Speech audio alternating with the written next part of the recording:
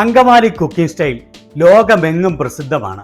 നമ്മൾ ഇന്ന് ഇവിടെ തയ്യാറാക്കാൻ പോകുന്നത് ഒരു അടിപൊളി അങ്കമാലി സ്പെഷ്യൽ ചിക്കൻ വട്ടും കരളും ഫ്രൈ ആണ്.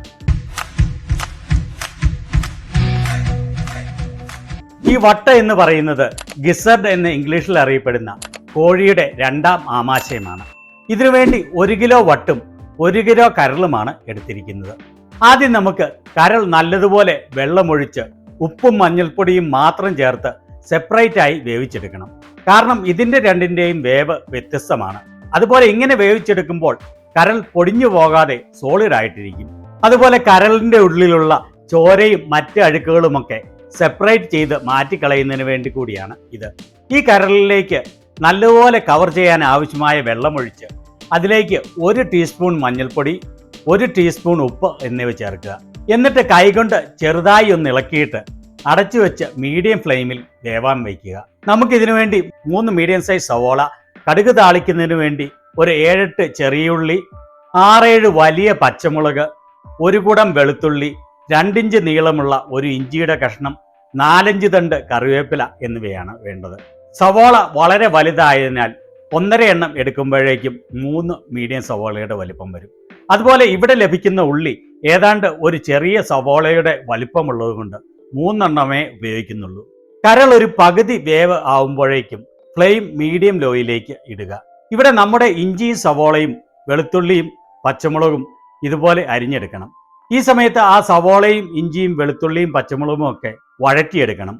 അതിനുവേണ്ടി ഒരു പാനോ ഉരുളിയോ അടുപ്പിലേക്ക് വെച്ച് അത് ചൂടാകാൻ വേണ്ടി വെയിറ്റ് ചെയ്യുക. ചൂടായി കഴിയുമ്പോൾ അതിലേക്ക് 2 ടേബിൾ സ്പൂൺ എണ്ണ ഒഴിക്കുക. എണ്ണ ചൂടായി കഴിയുമ്പോൾ അതിലേക്ക് ഒരു തക്കോലം, 1 കഷ്ണം കറുവാപ്പട്ട, 2 ഗ്രാമ്പു എന്നിവ ഇടുക. ഈ തക്കോലം ഒന്ന് ഒടിച്ചു വേണം ഇതിലേക്ക് ഇടാൻ. അതിലേക്ക് അരിഞ്ഞു വെച്ച ഇഞ്ചിയും വെളുത്തുള്ളിയും ചേർക്കുക.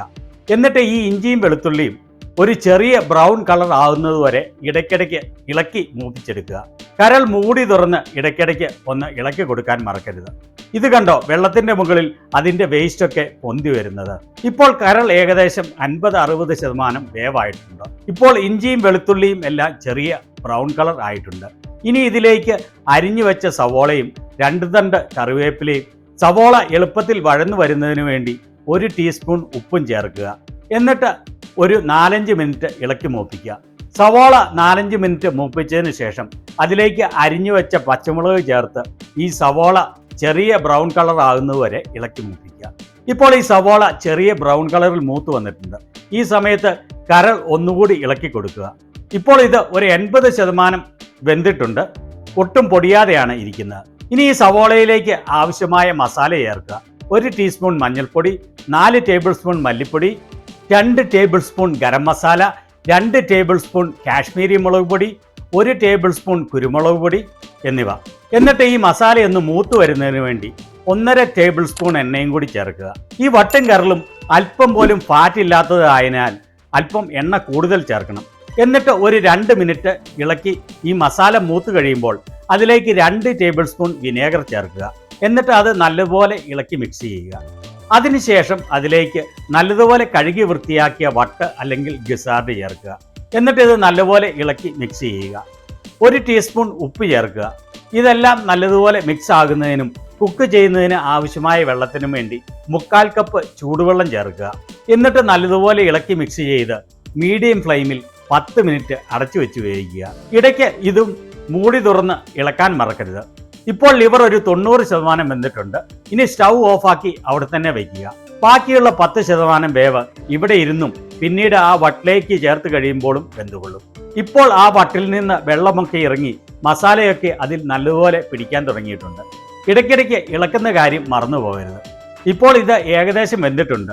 ഇനി മൂടി തുറന്നു വെച്ച് ഇടയ്ക്കിടയ്ക്ക് ഇളക്കി ആ വെള്ളം നല്ലതുപോലെ വറ്റിക്കണം. ഇപ്പോൾ കണ്ടോ, വെള്ളം വറ്റി വരുന്നുണ്ട്. അതിനനുസരിച്ച് അടിയിൽ നിന്ന് നല്ലതുപോലെ ചേർത്ത് വേണം ഇളക്കാൻ. വെള്ളം ഇത്രയും വറ്റിക്കഴിയുമ്പോൾ ഒരു അരിപ്പത്തവി കൊണ്ട് ലിവർ കോരി മസാല ചേർത്ത് വേവിച്ച വട്ടിലേക്ക് ചേർക്കുക.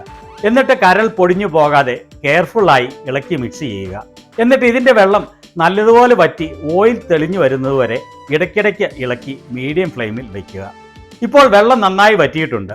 ഇനി ഇതിലേക്ക് 1 ടേബിൾ സ്പൂൺ പച്ചവെളിച്ചെണ്ണയും 1 ടീസ്പൂൺ കുരുമുളക് പൊടിയും ചേർത്ത് പൊടിഞ്ഞു പോകാതെ കെയർഫുള്ളായി ഇളക്കി മിക്സ് ചെയ്യുക.